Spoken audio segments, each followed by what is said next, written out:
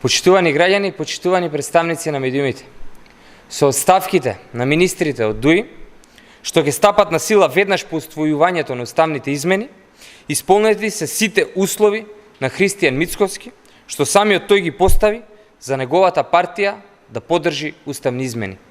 Мицковски и ДПМН можат веднаш да станат дел од влада во која нема да учествува ДУИ, а потоа и да се организираат предвремени избори.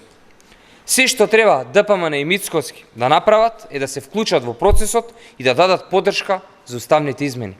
Во спротивно, ќе покажат дека се несериозни, неодговорни пред сопствениот народ и пред иднината на државата. Наспроти лагите на Мицковски и ДПМН, македонскиот јазик, идентитет, култура и посебност денес се меѓународно заштитени и потврдени. Доказ за тоа е и предлог резолуцијата во Сенатот на САД, како и претходно усвоената резолуција од германскиот парламент. Сето тоа е потврда за успешната меѓународна политика на владата предводена од Социјалдемократскиот сојуз.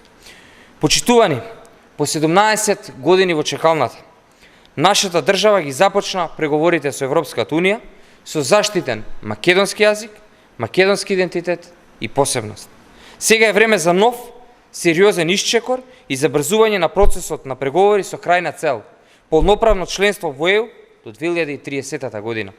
Затоа, секој пратеник, секој политички субјект има одговорност да се вклучи во процесот и да даде поддршка за измените во Уставот. Се друго е действување спротивно на врвните државни и национални интереси.